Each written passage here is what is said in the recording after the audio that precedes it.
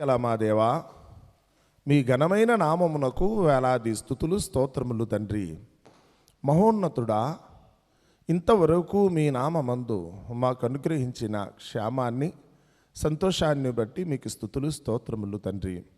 గతించిన కాలం అంతటిలో మీ కృప చొప్పున మమ్మను కాచి కాపాడి నేటి వరకు మీ రెక్కల చాటున భద్రపరిచినందుకు ఈ ఉదయకాల సమయంలో మీ పిల్లలైన మేము చిన్ని మందగా మీ పాత సన్నిధికి చేరి మీ ఘనమైన నామమును స్తుతించి కీర్తించి కొనియాడడానికి మీ కృతజ్ఞతలు చెల్లించడానికి మాకిచ్చిన ఈ చక్కటి భాగ్యాన్ని బట్టి మీకే స్తుతి స్తోత్రములు. ఇవ్వబడిన ఈ సమయంలో కొద్దిసేపు మీ జీవగ్రంథంలో కొన్ని మాటలు మేము చదువుకుని ధ్యానించి మీ చిత్తము చొప్పున నేటి దినాన్ని ప్రారంభించాలని, దినమెల్లా మీ ఆలాపంతో జీవించాలని మేము ఆశపడుచుండగా కొద్దిసేపు మీ సన్నిధిని మాతో ఉంచండి. మీ సహవాసమును మాకు దయచేయండి. మీ పరిశుద్ధాత్మ సహాయము చేత వినుచున్న మాటల్లోని భావమును మేమందరము చక్కగా గుర్తెరిగి మీ చిత్తము చొప్పున జీవించగలిగే భాగ్యమును మా అందరికీ ప్రసాదించుమని మహిమ ఘనత మీకే ఆరోపిస్తూ మీ కుమారుడైన క్రీస్తు నామమున ఈ ప్రార్థన మీకు సమర్పిస్తున్నాము తండ్రి.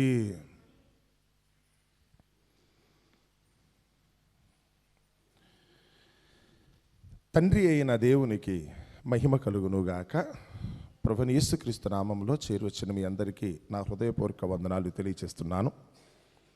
నేటి పాఠ్య భాగముగా లూకాసు వార్త 11వ అధ్యాయము 27వ వచనం చదువుకుందాం. లూకాసు వార్త 11వ అధ్యాయము 27వ వచనం. యేసు ఈ మాటలు చెప్పుచుండగా ఆ సమూహంలో ఉన్న ఒక స్త్రీ యేసును చూచి, నిన్ను మోసిన గర్భమును నువ్వు కుడిచిన స్థనములను ధన్యములైనవని కేకలు వేసి చెప్పగా. మళ్ళా చదువుతున్నాను. యేసు ఈ మాటలు చెప్పుచుండగా ఆ సమూహంలో ఉన్న ఒక స్త్రీ యేసును చూచి, నిన్ను మోసిన గర్భమును నీవు కుడిచిన స్థనములను ధన్యములైనవని కేకలు వేసి చెప్పగా.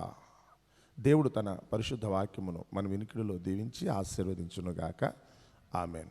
చదవబడిన మాట యేసు ప్రభువారు సువార్త చెప్తున్నప్పుడు శరీరధారిగా లోకంలో ఉన్నప్పుడు జరిగిన సంఘటన. ఒకనొక సమయంలో అయితే కనుక యేసు ప్రభువారు చేరిన జనాంగాన్ని అంతటి కూడా మరి దేవుని యొక్క చిత్తము సంకల్పం అయితే కనుక చెప్తున్నారు. ఎప్పుడైతే ఈ మాటలు చెప్తున్నారో వాళ్ళు ఆ మాటలు విన్న ఎదురుగా కూర్చున్న వాళ్ళు ఎవరైతే ఉన్నారో యేసు యొక్క మాటలకు అబ్బురపడి ఒక విధంగా వాళ్ళ జీవితంలో అప్పటి వరకు ఉన్న ప్రశ్నకు జవాబు దొరికి, ఇంత దయగల మాటలు, ఇంత గొప్ప మాటలు, ఇంత జ్ఞానయుక్తమైన మాటలు పలుకుతున్నా నిన్ను నిజంగా ఏ తల్లి కన్నదో కానీ ఆ తల్లి మాత్రం ధన్యము కదా. ఇదండి మాట. ఏ తల్లి కన్న బిడ్డవు కానీ అన్నా నిజంగా చాలా మంచి పని చేసావని లోకంలో చెప్తారు. ఈరోజు మన దగ్గరికి వచ్చినప్పుడు కూడా యేసు ప్రభువు వారిని గురించి చెప్పబడిన మాట. అందుకని మన గురించి వచ్చినప్పుడు పౌలు గారు అంటున్నారు, నేను కూడా ఆ క్రీస్తుని గురించి చూసినప్పుడు ఆయనలాగా బ్రతకాలని నేను కూడా కోరుకుంటున్నాను. నేను కూడా క్రీస్తును పోలి నడుచుకున్న ప్రకారం మీరు కూడా నన్ను పోలి నడుచుకోండి. యేసు ఎలా ఉన్నాడు అంటే అది చూసి నేను కూడా అలా ఉండాలని కోరుకోవడం. ఈరోజు క్రైస్తవ్యం అంటే దాని అర్థం అదే. నేను క్రైస్తవులో ఉన్నాను, క్రీస్తును ఫాలో అవుతున్నానంటే కనుక దాని అర్థం తెలుసా? క్రీస్తు ఎలా బ్రతికాడో నేను కూడా అలా బ్రతకాలి. యేసుప్రభువారి గురించి వచ్చినప్పుడు ఆయన ఎందుకు మనం చదువుకున్నాం, ధ్యానిస్తున్నాం అనుకుంటే ఈరోజు మన మీద మాటలు చెప్పడానికో లేకపోతే కనుక లోకం మరుగుడు చేయడానికి కాదు. క్రైస్తవం అనుకుంటే పాటలు పాడటం కాదండి. దయచేసి మాత్రం అలా కాదండి. పాట పాడాలి, కానీ పాట పాడటం కోసం క్రైస్తవం కాదండి. క్రీస్తు యొక్క చిత్తాన్ని నెరవేర్చడం కోసం పాట పాడాలి. ప్రార్థన అంటే కనుక క్రైస్తవులందరూ కూడా ప్రార్థనలో ఉంటారని కాదండి. ప్రార్థన చేయటం అక్కడ క్రైటీరియా కాదండి. నువ్వు చేసే ప్రార్థన క్రీస్తుని పోలి ఉండేటట్టుగా, అంటే దేవుని చిత్తాన్ని నెరవేర్చేటట్టుగా చెప్పే మాటైనా. నేను వాక్యం చెప్తాను అనుకుంటే ఇది నాకు మైక్ వచ్చింది, నా చేతికి మైక్ ఇచ్చారు, మీరైతే కనుక ఎదురుగా కూర్చున్నారు. అందుకే నేను నా నోటుకు వచ్చి చెప్పడం కోసం కాదండి. ప్రసంగం అనుకుంటే ఒక గంట సేపు మిమ్మల్ని కూర్చోబెట్టి ఆహా అనిపించుకోవడం కోసం కాదండి. నేను చెప్పే మాట దేవుని యొక్క సంకల్పాన్ని నెరవేర్చేటట్టు ఉండాలి. యేసుప్రభు పుట్టినది మొదలుకొని ఒకళ్ళు చనిపోయేంత వరకు, మరి ముఖ్యంగా ఆయన సువార్త కాలం అని కనుక మనం అనుకునేటట్టయితే ఆ 3.5 సంవత్సరాలని ఏదైతే అనుకున్నామో ఎగ్జాక్ట్గా బైబిల్లో లేదండి. 3.5 సంవత్సరాల పాటు సువార్త ప్రకటించిన అక్కడ ఏమీ లేదండి. కాకపోతే మన వరకు ఆలోచించుకున్నప్పుడైతే కనుక లెక్కలు కట్టి తేల్చింది అది. అందుకని ప్రతిదానికి వివరణలు మాత్రం కొంతమంది అడ్డదిడ్డంగా మాట్లాడుతూ ఉంటారు. సో వాటి గురించి మీరు ఆలోచించకుండా యేసు ప్రభు శరీరధారిగా ఈ లోకంలో ఉన్నప్పుడు మొదటి మాట. రెండవది, ఆయన సువార్త పని చేసినప్పుడు ఎలాగైతే జీవించాడో ఈరోజు మనము కూడా అలా జీవించడం. ఆ లోకంలో ఆయన ఎలాంటి పేరు ప్రఖ్యాతులు సంపాదించాడో, ఆయన గురించి దొంగ అన్న వాళ్ళు ఉన్నారు, అదే సమయంలో దేవుని కుమారుడు అని చెప్పిన వాళ్ళు కూడా ఉన్నారు. నీకు కూడా అదే అనుభవం ఏదో వస్తుంది. నిన్ను కూడా దూషించి ద్వేషించే వాళ్ళు ఉంటారు, అదే సమయంలో అయితే కనుక నిన్ను ప్రేమించి అభిమానించే వాళ్ళు కూడా ఉంటారు. నిన్నైతే కనుక తమ కక్ష తీర్చుకోవడం కోసం చంపాలనుకునే వాళ్ళు ఉంటారు, అదే సమయంలో అయితే కనుక నీ కొరకు ఒక ప్రాణం పెట్టాలనుకునే వాళ్ళు కూడా ఉంటారు. ఈ రెండు నీ జీవితంలో ఎదురవుతూ ఉంటాయి. నువ్వు దేనికి కంగారు పడకూడదు.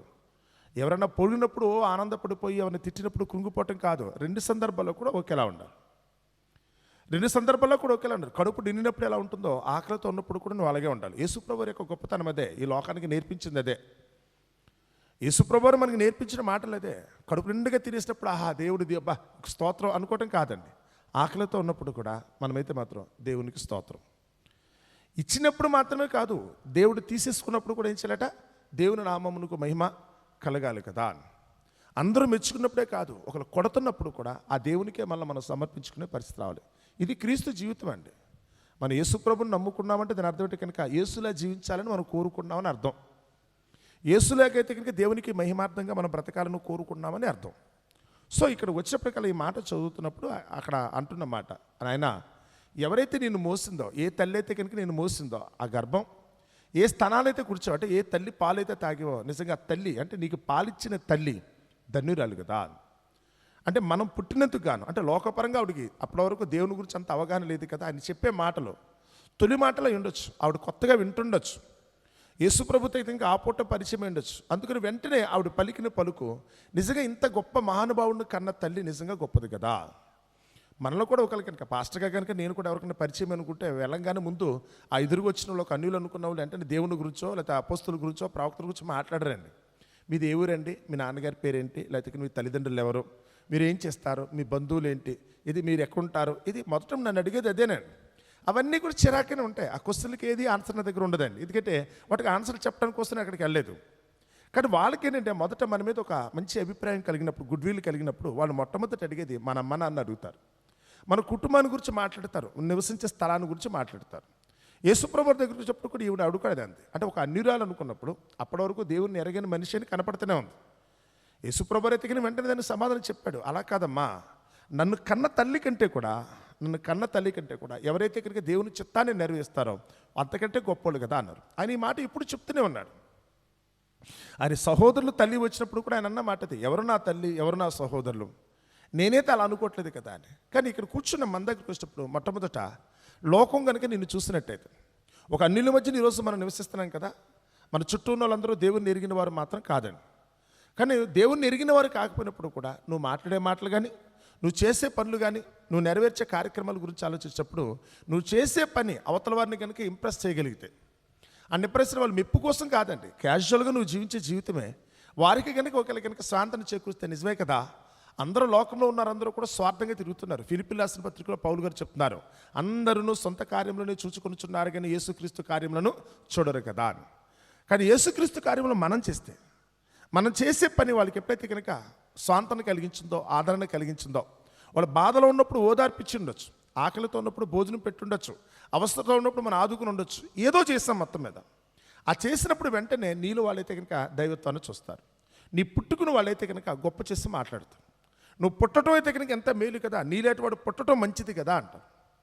ఇది క్రీస్తుని బట్టి అయితే కనుక మనమందరం కూడా పొందుకోవాల్సిన సాక్ష్యం. నీ పుట్టుక అనుకున్నప్పుడు రాత్రి అయితే కనుక పూర్తిగా వివరణ ఇవ్వడానికి మనకి సమయం సరిపోవాలి, అప్పటికే చాలా ఎక్కువైపోయిందని నేను వినలేదు. కానీ దయచేసి మాత్రం ప్రతి ఒక్కరు కూడా గమనించండి, నీ పుట్టుక ఒక అర్థం ఉంది.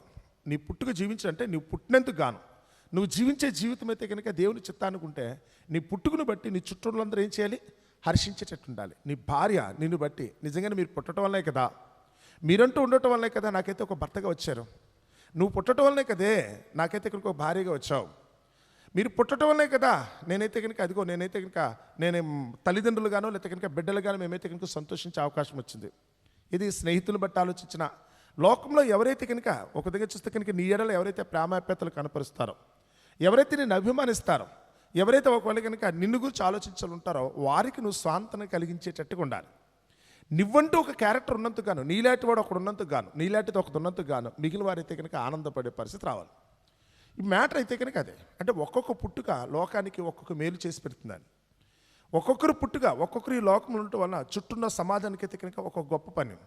శాస్త్రవేత్తలు ఉన్నారనుకోండి, సపోజ్ వాళ్ళు పుట్టడం వలన, వాళ్ళు చేసిన ప్రయోగాల వలన ఈరోజైతే కనుక చుట్టూ ఉన్న వాళ్ళందరూ, అంటే లోకంలో ఉన్న 750 కోట్ల మంది ప్రజలు కూడా ఈరోజు అనుక్షణము కూడా ఒక విధంగా వాళ్ళకి జ్ఞప్తి తెచ్చుకున్నట్టు. ఒక వస్తుంది అనుకోండి, సపోజ్ అదిగో ఫ్యాన్ తిరుగుతుంది. ఫ్యాన్ నువ్వు నేను తయారు చేయాల, మన అమ్మ నాన్న మన తాత ముత్తాతలు తయారు చేయాల, ఎవరో ఒకరు కష్టపడ్డారు. వాళ్ళు ఈ లోకానికి వచ్చినందుకు గాను పనికిరాని వాళ్ళుగా మనలాగా పేడగా వెళ్ళిపోలేదు వాళ్ళు. వాళ్ళు వచ్చినందుకు గాసు అయితే కనుక వాళ్ళు చేసిన పని ఏంటి తెలుసా? నేనంటూ ఒక లోకంలోకి వచ్చినందుకు ఏదో ఒకటి చేసి వెళ్ళాలి కదా, లోకపరంగానే. ఫ్యాన్ కనుక్కున్నారా, లైట్ కనుక్కున్నారా, మైక్ కనుక్కున్నారా, కుర్చీ కనుక్కున్నారా, టేబుల్ కనుక్కున్నారా? ప్రతి ఒక్కరు వాళ్ళు బ్రతికినందుకు కానీ లోకంలో ఉన్నందుకు కానీ వాళ్ళు ఏదో ఒక పని చేస్తారు. వాళ్ళు చేసిన పని ఎప్పటికి కూడా మనకైతే మాత్రం వారి జ్ఞాపకాలు మనకు ఉంచినట్టుకుంటుందని. వాళ్ళు ఏదో ఒక పని, అదే దేవుని పక్షంగా వచ్చారనుకోండి, సపోజ్ ఆత్మీయంగా వచ్చారనుకోండి, ఒక అబ్రహాం పుట్టడం అన్నాయి. అబ్రహాంను బట్టి ఈరోజు విశ్వాసం అంటే మనకి తెలిసింది. అందుకని విశ్వాసులకు తండ్రి. ఈరోజు నేను విశ్వాసం అనుకుంటే కనుక అబ్రహాము ఉండబట్టే కదా. అబ్రహాము పుట్టుక నన్నైతే కనుక ఈరోజు విశ్వాసం నడిపించింది కదా. ఒక ఇస్సాకు యొక్క పుట్టుక నన్నైతే కనుక ఒక సాక్రిఫైసింగ్ మెంటాలిటీ, అంటే నన్ను నేనైతే కనుక దేవునికి సమర్పించుకునే మనస్తత్వం కలిగించింది కదా. ఒక యాకోబు యొక్క బ్రతుకు, ఆయన పుట్టుక వలన నిజంగానే దేవునితో పోరాడి గెలవటం అంటే ఏంటో, ఒక మానవ జీవితం, పాపభరితమైన మానవ జీవితం, బలహీనతలకో లేకపోతే కనుక దౌర్బల్యతకో లోనైపోయిన మన జీవితం, అప్పటికి కూడా చెడిపోయినప్పుడు కూడా దేవునితో పోరాడి మరలా దేవునికి నేను ఇష్టం కాగలన్న సంగతిని ఆ యాకోబు అయితే నిరూపించాడు. ఒక యేసేపు అయితే కనుక మనకు ఒక పాఠం చెప్పాడు. ఫరో చక్రవర్తి అయితే కనుక మనకు ఒక పాఠం చెప్పాడు. పోతీఫర్ ఒక పాఠం చెప్పాడు. పోతీఫర్ భార్య కూడా మనకు ఒక పాఠం చెప్పింది. వాళ్ళందరూ ఉండబట్టే ఈరోజు మన జ్ఞానం. వాళ్ళందరూ ఇలా చేసిన పనులు ఒక్కొక్క పనిని బట్టి ఆలోచిస్తున్నప్పుడు అవన్నీ మన బుర్రలో పెట్టుకుంటే కనుక ఓహో ఏ సమయానికి ఎలా ఉంటే బాగుంటుంది, ఎవరెవరు ఎలా ప్రవర్తించారు, వారు చేసిన పనిని బట్టి చివరికి వచ్చిన రిజల్ట్ ఏంటో చూసి ఇందులో ద బెస్ట్ ఏదైతే ఉందో అది మనం తీసుకోవడానికి అవకాశం ఉంటుంది. ఒక మోషే పుట్టుగా ఇశ్రాయేలీ ప్రజలకైతే కనుక రక్షణ కలిగించింది, విమోచన అన్నారు. ఒక యెహోషువ పుట్టుకైతే కనుక ఇశ్రాయేలీ ప్రజలకైతే కనాను దేశాన్ని స్వతంత్రించుకోవడానికి ఆ శ్వాసను సంపాదించడానికి అవకాశం కలిగించింది. ఒక గిద్యోనో, ఒక బారాకో, ఒక సంసోనో ఒక్కొక్కరు పుట్టుగా వారికైతే కనుక ఆయా సమయాలు అయితే కనుక మేలు కలిగించినాయి. అందుకనే ఇశ్రాయేలీ జీవిత చరిత్ర చదువుతున్నప్పుడు వీళ్ళెవరిని కూడా మర్చిపోరండి. వారందరూ వాళ్ళు ఎప్పుడో పుట్టి చనిపోయారు, కానీ వాళ్ళు ఆ రోజు తమ పూర్వీకులకి చేసిన మేలు ఈరోజు మేమంటూ ఉన్నాం అనుకుంటే మా తాత ఉంటేనే కదా. ఈరోజు నేనంటూ ఉన్నాను అనుకుంటే నా తాత ముత్తాతలు బ్రతుకుంటేనే, వాళ్ళు పుడితేనే ఈరోజు నేను ఉన్నానండి. కానీ నా తాత ముత్తాతలు ఒకరి కనుక లోకంలో కనుక ఒకరి బ్రతికి వారికి క్షేమంగా ఉండి నా తాతనో లేదా నా నాన్ననో లేదా నన్నో కనాలనుకుంటే కనుక ముందు వాళ్ళందరూ ఉండాలనుకుంటే వారికి భద్రత కలిగించింది ఎవరు, వారికి భోజనం పెట్టింది ఎవరు, వారికైతే ఆపదతో సహాయం చేసింది ఎవరు ఉండుంటారు. వారికి సహాయం చేసిన ఈరోజైతే కనుక నా తల్లిదండ్రులకు తాత ముత్తాతలకు సహాయం చేసిన ఉద్దేశంతో వారిని కూడా ఈరోజు మనం జ్ఞాపకం చేసుకుని వారిని అయితే కనుక గౌరవించే పరిస్థితి. అందుకని నీతిమంతుడిని జ్ఞాపకం చేసుకుంటే ఆశీర్వాదకరం కదా అంటాడు.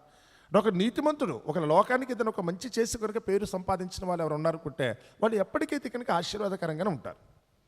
ఇలా మీ చరిత్రలో చదివినప్పుడు వాళ్ళు పుట్టుకైతే కనుక లోకానికి మేలు కలిగించు, వాళ్ళ పుట్టుకైతే కనుక లోకాన్ని మేలు కలిగించేది. అందుకని ఈరోజు మనం అందరూ కూడా ఏదైనా చిన్న మాట అనగానే టకటక బాబిలు ఇస్తాం. అబ్రహాము, నోవహు, లేకపోతే ఇస్సాకు, లేకపోతే దావీదు, ఎవరు వీళ్ళే మన చుట్టాలు బంధువులు కాదండి. మనకున్న లెక్క ప్రకారం ఈరోజు మనకున్న బంధుత్వాన్ని బట్టి ఆలోచిస్తే వాస్తవంగా మోషేనో మరొకరు ఎవరో కూడా మనకి చుట్టాలు బంధువులు కాదు.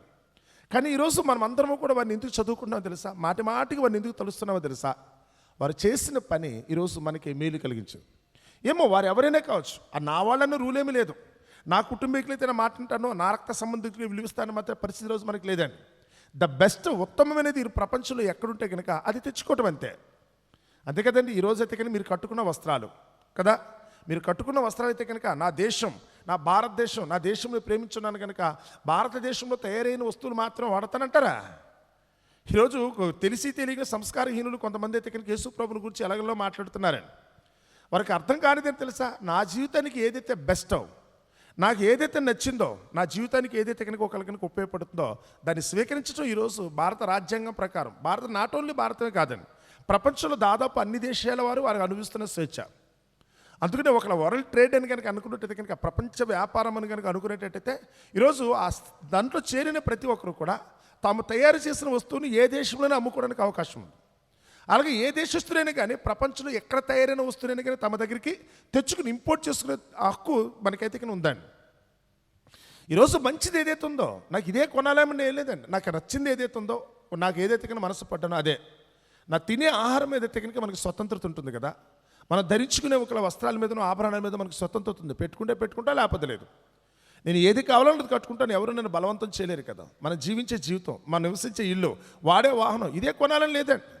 ఇప్పుడు ఈరోజు మోటార్ సైకిల్స్ జీని వెళ్ళిపోతున్నారు. మీరు ఎవరు తయారు చేసింది, అది ఎక్కడ తయారైందో, ఏ దేశమో మీకు తెలుసా? అవన్నీ మనకు అనవసరం అండి. అది బాగుంది, హోండా అయితే బాగుంటుందట కదా, హీరో అయితే బాగుంటుందట కదా, సుజుకి అయితే ఇంకా బాగుంటుందట కదా, టీవీఎస్ ఇంకెలా ఉంటుందంట. ఒక్కొక్కరు కాకం. నువ్వు కారు కొనుక్కున్నావు అనుకున్నా, విమానం ఎక్కుతున్నావు అనుకున్నా, అది నీదేని మాత్రం లేదండి ఇక్కడ.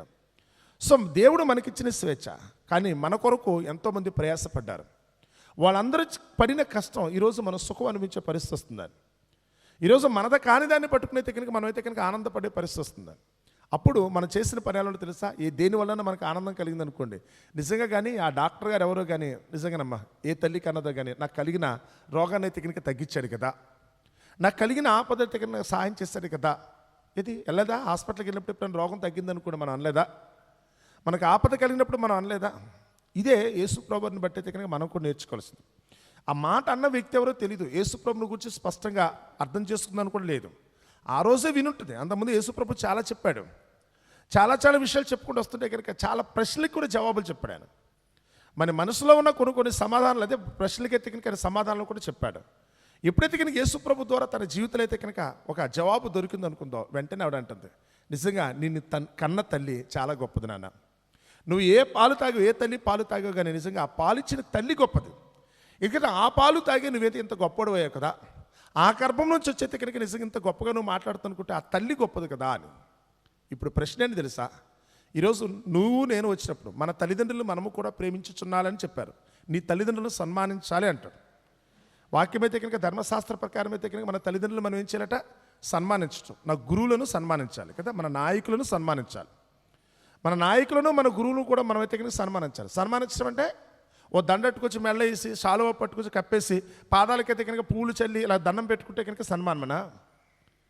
నా వలన నా కన్న తల్లిదండ్రులు అయితే కనుక అవమానం కాకుండా బుద్ధి లేని కుమారుడు ఏం చేస్తాడట, తన తల్లికి అవమానం తీసుకొస్తాడు. అంటే ఏదో చేయకుండా పనులు చేస్తే, బుద్ధి లేకుండా కొన్ని పనులు చేస్తే ఎవతరా నిన్ను కన్నదే, ఎవడరా నిన్ను కన్నదే, ఎవతే అంతే కదా అడుగుతారు కదా, మాట్లాడతారు కదా, నిన్ను కన్నదే కూడా అంతే. ఎవడవాడు, ఎవతకంద నిన్ను ఏంటి ఇలా తయారు చేసి రోడ్డు మీద కుదిరేశారు?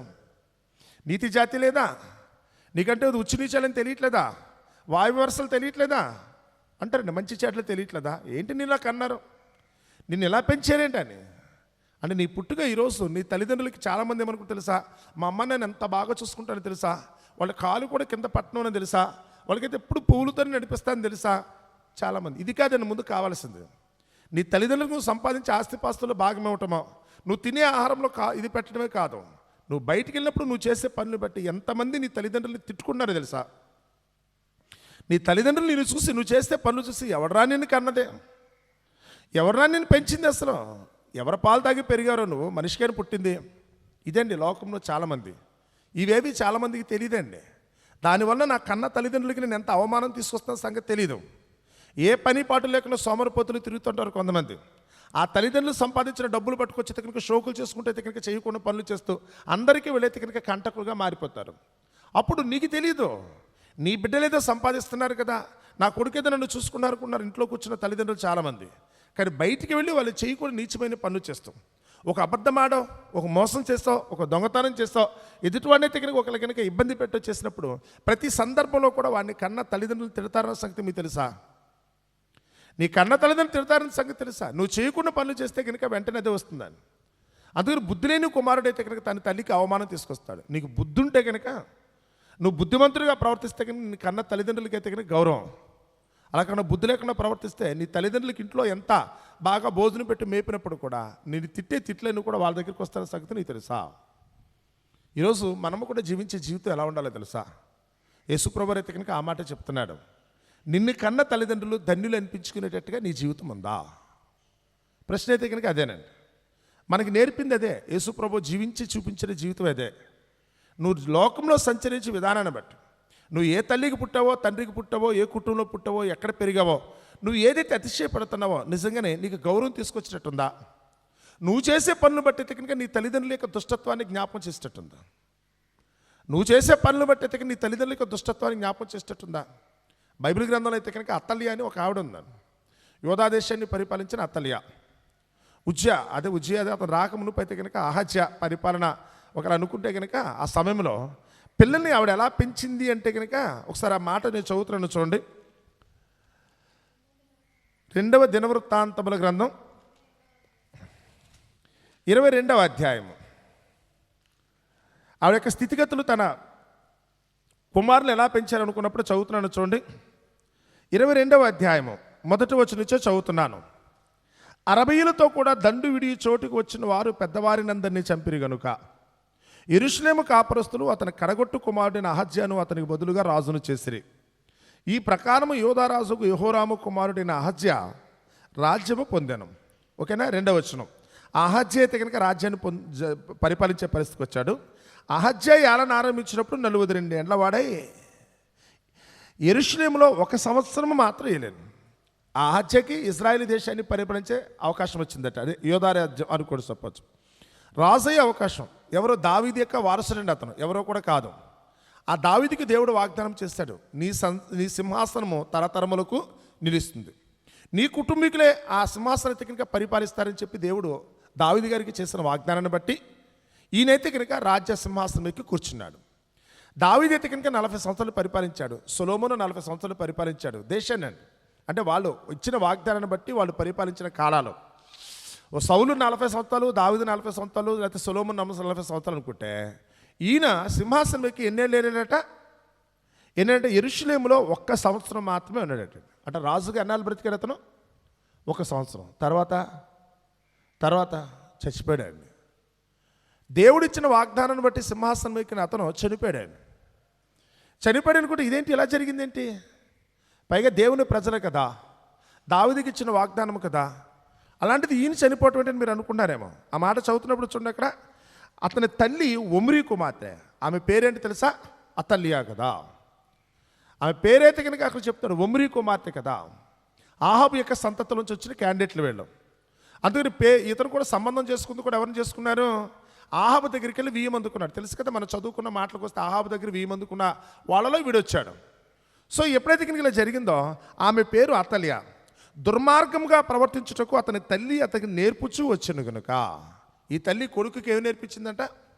అందుకనే ఏదన్నా కానీ ఒకవేళ కనుక ఎవరైనా తప్పు చేస్తే కనుక మొట్టమొదటి నింద ఎవరి మీదకి వెళ్ళిపోద్దో తెలుసా? అలాగే ఎవరైనా మంచి చేస్తే కనుక ఆ అభినందన కూడా మొట్టమొదటికి ఎవరి దగ్గరికి వెళ్తుందో తెలుసా? ఈరోజు నీ తల్లిదండ్రుల గురించి నువ్వు ఆలోచించినా, లేదా నువ్వే ఒకవేళ నీ తల్లిదండ్రిగా నువ్వు ఆలోచించినా పర్వాలా.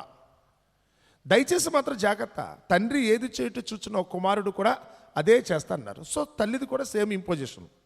నువ్వు ఏది చేస్తే కనుక నీ పిల్లలు అదే చేస్తారు. తల్లి నువ్వు ఏం చేస్తే కనుక నువ్వు చేసే దానిని బట్టే నీ పిల్లలు కూడా దాని మీద డిపెండ్ అవుతారు. ఇప్పుడు ప్రశ్న ఏంటంటే, నీ పిల్లల్ని నువ్వు ఎలా పెంచుతున్నావో చూసుకున్నావా? నీ తల్లిదండ్రుల దగ్గర నువ్వెలా పెరిగావో పని చూసావా? నువ్వు చేసే పనులు దాని యొక్క ప్రభావం, ఇంపాక్ట్ అంటారు కదా, డైరెక్ట్గా అది ఎవరి మీదకి వెళ్ళిపోద్దో తెలుసా? ఇదిగో ఇతనైతే కనుక 1 సంవత్సరమే దేవుడు అతనికి సింహాసనం ఎక్కే ఛాన్స్ ఇచ్చిన. ఇజ్రాయేల్ సింహాసనం దేవుని ప్రజల యొక్క పరిపాలించి యోధారాజ్యపు సింహాసనం అతనికి ఇచ్చాడు అనుకున్నా 1 సంవత్సరం ఉన్నాడట.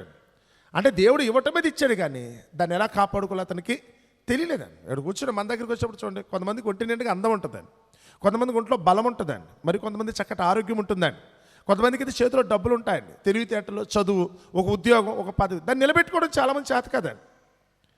ఇచ్చాడన్న పేరే తప్ప దాన్ని వినియోగించుకోవడం కూడా ఈరోజు టెక్నిక్గా చాలామందికి తెలియలేని దుస్థితి అండి. ఇక్కడికి వచ్చేప్పుడు కూడా చూడండి, ఇక్కడికి వచ్చేప్పుడు కూడా అన్నాడు 1 సంవత్సరం అంటాడు అతను పరిపాలించింది. ఏమిరా ఎందుకు అలా అయిపోయావు అనుకుంటే కనుక అతని తల్లి అన్నాడు. ఆ తల్లి అతనికి ఏమి నేర్పించింది అనుకున్నప్పుడు, అతనికి దుర్మార్గముగా ప్రవర్తించుటకు అతని తల్లి అతనికి నేర్పుచు వచ్చాను కనుక అతడు ఆహాబు సంతతి వారి మార్గములందు నడిచాను. ఆహాబు సంతతి వారి వల్లనే అతడు యెహోవా దృష్టికి చెడు నడత నడిచాను. దేవుని దృష్టి కూడా అతను ఏం చేశాడట? చెడు నడత. నీ తల్లిదండ్రులు నేర్పే పద్ధతి.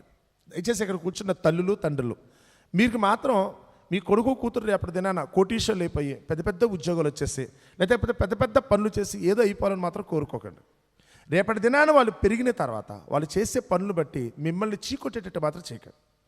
నీ కొడుకు కూతురు నిన్ను ప్రేమిస్తారు, నువ్వు చేసిన ప్రతి తప్పును బట్టి ప్రేమిస్తారేమో, కానీ వాళ్ళు బయటికి వెళ్ళిన తర్వాత వాళ్ళు చేసే దుర్మార్గపు క్రియలను బట్టి, వారు ప్రవర్తించే దుష్ప్రవర్తనను బట్టి అందరూ కూడా మిమ్మల్ని తిడతారన్న సంగతి మీకు తెలుసా? ఈరోజు మిమ్మల్ని బట్టి మీ తల్లిదండ్రులు ఎంతమందిని తిట్టుకున్నారు తెలుసా? ఎన్నిసార్లు తిట్టుకుంటారు తెలుసా? నువ్వేమనుకుంటా తెలుసా? ఏదో మా తల్లిదండ్రులు ఇంట్లో కూర్చున్న సేపు మా అమ్మ మాట అస్సలు జవదాటని తెలుసా? చాలామంది అనుకుంటారు మా అమ్మ మాట అస్సలు జవదాటం, మా నాన్న ఏది చెప్తే కనుక చేస్తానని. కానీ నిన్ను కట్టుకున్న నీ భార్య మీ అమ్మ మాట జవదాటకుండా నువ్వు చేసే పనులు బట్టి నిన్ను కట్టుకుని నీతో కాపురం చేస్తాను నీ భార్య ఎన్ని సందర్భాల్లో తిట్టుకుందో తెలుసా? మా ఆయన మంచోడేనండి, మా అత్త ముందు చూస్తారా, అబ్బో అది పెద్ద దెయ్యమండి. నువ్వేమనుకుంటుంటే నా కొడుకును బాగా చూస్తున్నాడని, కానీ నీ కొడుకు యొక్క ప్రవర్తన నీకు అవమానం కలిగిస్తున్న సంగతి నీకు తెలుసా? ఎంతమంది కోడలు ఈరోజు అయితే కనుక అత్తనే మామని తిట్టుకున్నారు, ఒకసారి ఆలోచించండి. ఎంతమంది అల్లుళ్ళు అయితే కనుక కూతురికి వంట నేర్ప పెంట నేర్పక కనీసం ఏమీ రాకుండా సోదు కబుర్లు చెప్పుకుంటూ సొల్లు చెప్పుకుంటూ టీవీ దగ్గర కూర్చుంటే ఆ కట్టుకున్నాడు అంటున్నాడు, దీనికి అన్న తల్లి కాదు కదా, దానిది అన్నాల ముందు దీని కాదు. ఎన్నో సందర్భాల్లో నిన్ను కాదు ముందు మీ అమ్మను తన్నాలి, ఎందుకంటే కనుక నీకేమీ నేర్పించలేదు, నీకు క్రమం తెలియదు, ఓ సంస్కారం తెలియదు, భర్త దగ్గర ఎలా ఉండాలో బంధువుల దగ్గర ఎలా ఉండాలో నీకు అసలు అర్థం కాలేదు కదా అని. ఎందుకంటే ఆ తల్లిదండ్రులు నేర్పిన పద్ధతి అంట.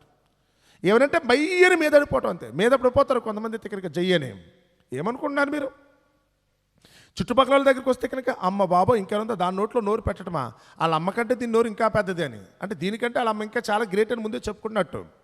అమ్మ వాళ్ళ ఆ ఇంట్లో మూర్ఖులు బాబు వీళ్ళు పెట్టుకున్నారు అనుకుంటే కనుక వాళ్ళ బాబు పరిగెట్టుకొచ్చేస్తాడు, వాళ్ళకి పెద్ద మంద ఉంది మీద పడిపోతారు, వాళ్ళు వద్దు వాళ్ళతో పెట్టుకోవద్దు కదా అని. మీరు చేసే పనులండి చాలా సింపుల్గా ఉంటుంది చూడడానికి. మీరేమనుకుంటారంటే కనుక అది మీ మొహం మీరు చూసుకుని, లేకపోతే కనుక మీ ఇంట్లో వాళ్ళని పక్కన పెట్టుకుని మీరు మాట్లాడుకుంటే కనుక అంతా బాగుంది అనుకుంటున్నారు. కానీ మీరు చేసే ఈ పనులు చుట్టూ ఉన్న వాళ్ళు మిమ్మల్ని గురించి ఏమనుకుంటున్నారో తెలుసా? చుట్టూ ఉన్న వాళ్ళు ఏమనుకుంటున్నారో తెలుసా? ఎంతటిదంటే కనుక ఆ అత్తలి యొక్క దుర్మార్గం ఎంతటిది అనుకుంటే, కొడుకుని ఎలా పెంచిందని మీకు తెలియాలనుకుంటే ఒక చిన్న పని చెప్తాను చూడండి. అక్కడ ఒక ఉదాహరణ. ఆ అత్తలి యొక్క అనుకున్న ఆ కొడుకు చచ్చిపోయాడు, 1 సంవత్సరం రాజ్యం మీద చచ్చిపోయాడు. వాడు చనిపోగానే ఆ 10వ వచనం 22వ అధ్యాయము 2వ దినవృత్తాంతముల గ్రంథము 10వ వచనం. అహజ్యా తల్లి అయిన అతల్య తన కుమారుడు చనిపోయినని వినినప్పుడు ఆమె లేచి యోదావారి సంబంధులకు వంశజులందరినీ హతము చేస్తుందంట. ఎప్పుడైతే తన కొడుకు చనిపోయాడు అనుకున్నాడో అనుకుందో రాజ్యంకు చేతులకు వెళ్ళిపోద్ది. వేరే వాళ్ళు పరిపాలిస్తారు. వేరే వాళ్ళు పరిపాలిస్తే కనుక తనకు అంత గౌరవం ఉండదు కదా. అప్పటి వరకు ఒక రాజు తల్లిగా అయితే కనుక రాణిలా ప్రవర్తించిన తాను, అంతకుముందు అయితే కనుక ఆ దేశపు రాజుకైతే కనుక భారీగా ప్రవర్తించే తాను, ఇప్పుడు వేరే వాళ్ళు వస్తే కనుక తనకి ఎక్కడ ఇబ్బంది కలుగుతుందన్న ఉద్దేశంతో ఆమె లేచి వెంటనే రాజ్యం ఏలే హక్కున్న ఆ రాజ్య వారసులు ఉంటారు కదా, ఆ రాజ్య కుటుంబంలో పుట్టిన వాళ్ళు అందరూ చంపేస్తుందంట. చిన్న పెద్ద తేడా లేకుండా మొత్తం చంపేస్తుందంట. తెలుసా? అంటే దీని దుర్మార్గత్వం ఎలాంటిది? నాకు దక్కనేది ఇంకెవరే దక్కడానికి వీలేదు. ఓ లోకంలో కొంతమంది మనుషులు అండి బతకనివరండి, వారు ఎలాగే పోగొట్టుకున్నారు. అందుకు లోకంలో సామెత ఉంటుంది, నేను ఎలాగా పోయిన కనుక పక్కలు కూడా బాగుపడతాం కుదరదు అనుకునేవాళ్ళు. లోకంలో మనుషులకి స్థితిగతులు అయితే కనుక అలాగే ఉంటాయండి. వారే అదైతే కనుక అందరినీ చంపేస్తుందటండి. అయితే రాజులకు కుమార్తెని యెహోషబతు అస్య కుమారుడిని యోవాషును హతులైన రాజకుమారుల నుండి దొంగిలించి అతనిది కాపాడుకున్నారు. ఒక్కడు మాత్రం ఆ రాజుకు పుట్టిన ఒక కొడుకునైతే మాత్రం వాళ్ళైతే కనుక దొంగిలించి కాపాడుకున్నారు. అంటే మనవల్లో కూడా బతకనలేదండి అది. ఆ తల్లి అలాంటిదంటే కనుక మనవల్లో కూడా బతకలేదు. ఇక్కడ కూర్చుని మీలో కూడా చాలామంది పైకి ఏదో నవ్వుతూ మాట్లాడుతున్నట్టున్నారు. మీరు కూడా అయితే కనుక ఏదో అనుకుంటున్నారు, కానీ దయచేసి మాత్రం చాలా జాగ్రత్తగా చూడండి. మీరు చేసే పనులే తెలియకుండానే మీ పిల్లలకి అయితే కనుక వచ్చేస్తాయండి. మీరు కనుక ఒకవేళ కనుక పరిశుద్ధంగా జీవిస్తే మీ పిల్లల బ్రతుకులు కూడా పరిశుద్ధంగా ఉంటుంది. మీరు కూడా ఒకవేళ కనుక దేవుని చిత్తానుసారంగా అయితే కనుక వినయంతో కనుక ఉన్నట్టయితే, దేవుని చిత్తాన్ని బట్టి విధేయతతో తగ్గించుకుని బ్రతికితే కనుక మీ పిల్లలకు కూడా అదే స్థితి వస్తుందని. కానీ మీరే ఒకవేళ కనుక మేకప్లతోనూ లేకపోతే అంగరంగ వైభోగాలతోనూ లేకపోతే కనుక షోకులతో తిరిగారనుకోండి, తెలియకుండా మీ పిల్లలు దానికి అలవాటు పడతారు. తెలుసా? తల్లి అంటారు కదా, ఇది ఆవు కనుక చేలో మేస్తే కనుక దూడ గడ్డిని మేస్తుందా అని లోకంలో సామెత ఉంటుందని. నేను చూసిన ప్రతి నీ బిడ్డల్ని పెంచుకోవటం బహుమతులుగా దేవుడు నీకు ఇచ్చాడు కదా. ఆ బహుమతులుగా నీకు ఇచ్చేందుకు గాను నీ బిడ్డల్ని ఎలా పెంచుకున్నావు? మొదటి ప్రశ్న. రెండోది, మీరు పెరుగుతున్న వాతావరణం బట్టి అయితే కనుక నీ తల్లిదండ్రుల దగ్గర నువ్వు పెరిగే విధానం కూడా చూసుకోండి. నిన్ను బట్టి నీ తల్లికి గౌరవం రావాలనుకుంటే ముందు నీ ప్రవర్తన. నిన్ను చూసిన వారు ఈడేంటి ఎలా ఉన్నాడు, వీడేంటి ఇలా తిరుగుతున్నాడు, పౌరంబోకులుగా సోమరిపోతులు తిరుగుతున్నాడేంటి, అందరికీ చిరాయి తెప్పిస్తున్నాడేంటి అన్నప్పుడు నువ్వు గనక నీ ప్రవర్తన సరిగా లేకపోతే ఆ నింద నీ తల్లికి వస్తుంది. నీ బ్రతుకు సరిగా లేకపోతే కనుక నీ తండ్రికి అది వస్తుంది. నువ్వు చేసే పనిని బట్టి అంతే తప్ప నువ్వేదో సంపాదించి పట్టుకెళ్ళి తల్లికి పెట్టాను తండ్రికి పెట్టాను వాళ్ళకైతే గౌరవం వస్తుందని కాదండి. నువ్వు బ్రతికే విధానం. యేసుప్రభు వారు తల్లికి ముద్దెట్టినోడు మాత్రం కాదండి. యేసుప్రభు వారు తల్లికి మాత్రం ముద్ద పెట్టలేపాడు, ఎందుకంటే ఆయన పని మీద ఉన్నాడు. ఆయన పని దేవుని రాజస్వార్త కనుక ఇంటికి వెళ్ళి అమ్మ ఈరోజైతే నీకు స్వీట్ పట్టుకొచ్చానే, ఇగో ఈ పకోడీ తినమ్మా లేకపోతే ఈ చీర కట్టుకోమ్మా అన్న మాటలైతే కనుక యేసుప్రభు వారి జీవితంలో కనపడినట్టు మనం ఏం చూడలేమండి. ఆయన ఉన్నంతసేపు ఇంట్లో ఉన్నంతసేపు మాత్రం 30 సంవత్సరాల వయసు వచ్చేంత వరకు మాత్రం ఆయన పని చేసి మాత్రం తల్లిదండ్రులు పోషించడం వాస్తవమే. కానీ ఎప్పుడైతే స్వార్థ పనిలోకి వచ్చాడో పాపం ఇల్లు వైపు చూడడానికి కూడా ఆయనకైతే కనుక సమయం చాలేదని. అందుకని యేసుప్రభు అలా చేయలేదు. ఆ తల్లిని గౌరవించాలనుకుంటే కనుక ఏదో చీర కొనిపెట్టో భోజనం పెట్టో లేకపోతే నగ కొనిపెట్టో లేకపోతే కారులో తిప్పి అలా సంతోషపెట్టలా. తను బ్రతికి తను ఒక మంచి జీవితం జీవించి అందరి చేత అయితే కనుక శబాష్ అనిపించుకొని దానిని బట్టి యేసును కన్నా తల్లికి అయితే కనుక గౌరవాన్ని తీసుకొచ్చాం. ఇదే ఈరోజు మనమందరం కూడా చేయాల్సింది.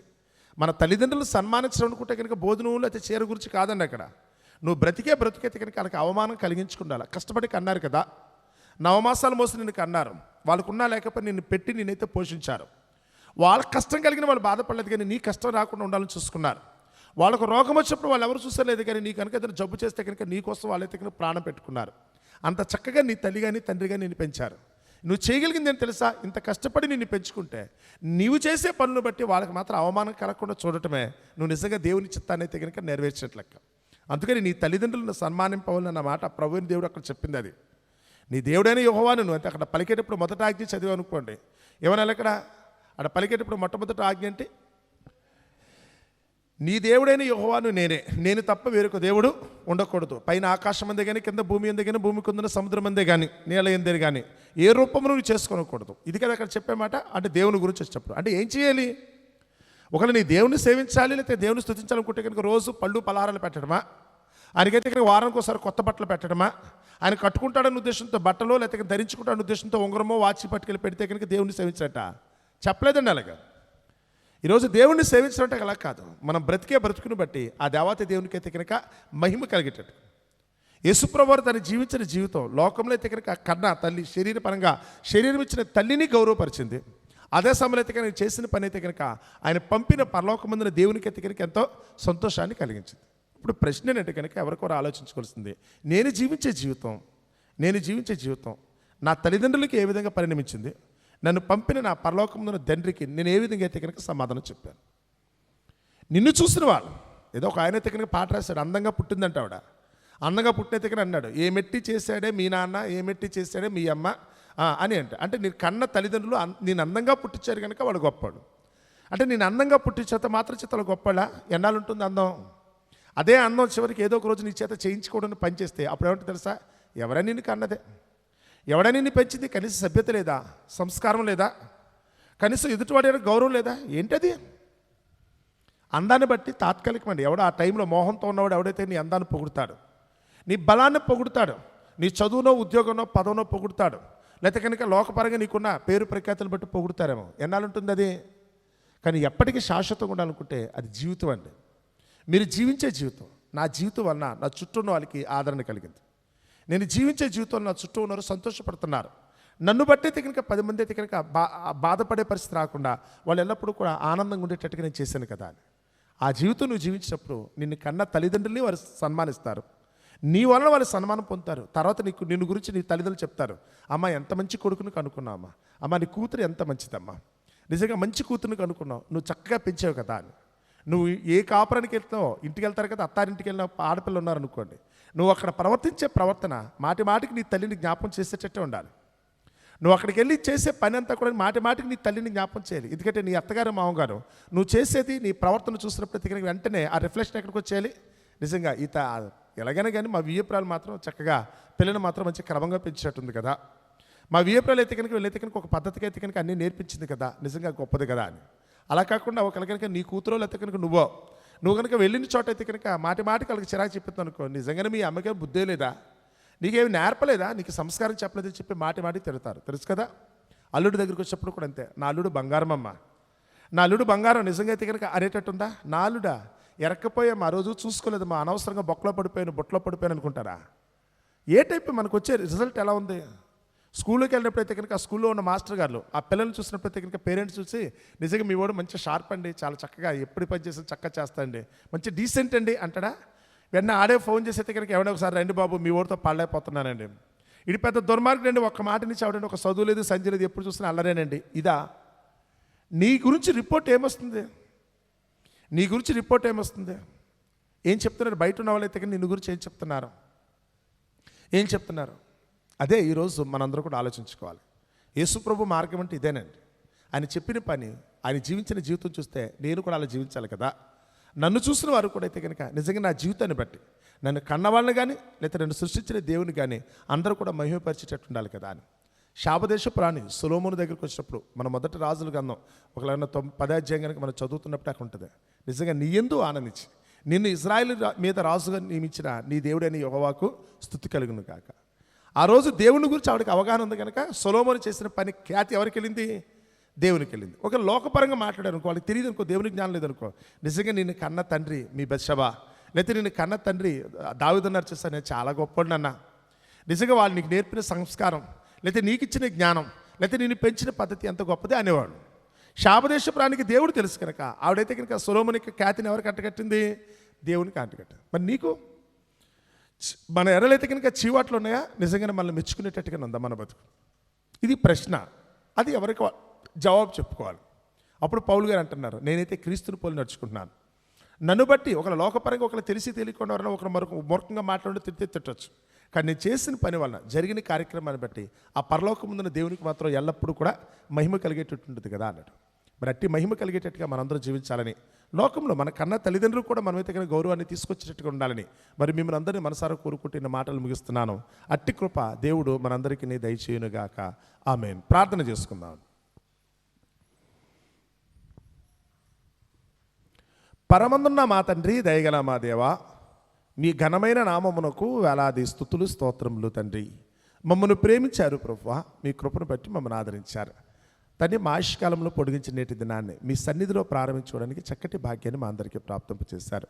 వినిన మాటను బిడ్డలు ఎవరు మరిచేవారు కాకుండా ఈరోజు మేము జీవిస్తున్న జీవితం లోకపరంగా శారీరకంగా మమ్మల్ని కన్న తల్లిదండ్రులకు ప్రభా ఖ్యాతిని కలిగజేస్తుందా, అపఖ్యాతిని తీసుకొస్తున్న సంగతిని ఎవరికి వారు పరిశీలించుకోవటం. అదే సమయంలో ప్రభా ఈరోజు మా మీద నమ్మకంతో ఈ లోకానికి పంపించిన మీరు తండ్రి, మేము చేసే పనులను బట్టి ప్రభా తండ్రి మీ నామం మహిమపరచబడుతుందా, దూషించబడే పరిస్థితి వస్తున్న సంగతిని ప్రతి ఒక్కరూ కూడా గుర్తెరిగి తండ్రి మా బ్రతుకు పరమార్థం దక్కించుకునేటట్టుగా శరీరాన్ని ఇచ్చిన లోకపరమైన తల్లిదండ్రులు కానీ తండ్రి ఆత్మను పంచిన ప్రభ మీకు కానీ ఎల్లప్పుడూ కూడా మీ విధేయులుగా ఉండటానికి, లోకమందు మిమ్మల్ని మహిమపరిచి క్షేమంగా రేపటిదిన నా పరలోకం చేరుకోవటానికి మేమందరము కూడా ప్రయత్నించగలిగే భాగ్యాన్ని దయచేయమని బ్రతిమలాడుకుంటున్నాం. మాకు కావలసిన బుద్ధిని జ్ఞానాన్ని గ్రహించండి. మీ చిత్తాన్ని మీ ప్రణాళిక నెరవేర్చినట్టుగా కావలసిన ప్రభ తండ్రి మాకు వివేకాన్ని ప్రభ అనుగ్రహించమని బ్రతిమలాడుకుంటున్నాం. సమస్తమును మీ చేతులకు అప్పగించుకుంటున్నాం. దీనిమెల్లా మీ కృప చొప్పున మమ్మల్ని నడిపించండి. నేటి దినాన మా ఆశలు మా కోరికలు ఏదైతే చేయాలని తలంచామో వాటన్నిటిని ప్రభ సక్రమంగా నెరవేర్చినట్లుగా మీ కృపను బట్టి మాకు కావాల్సిన నడిపింపు దయచేయమని మహిమ ఘనత మీకే ఆరోపిస్తూ మీ కుమారుడైన క్రీస్తు నామమున ఈ ప్రార్థన మీకు సమర్పిస్తున్నాము తండ్రి.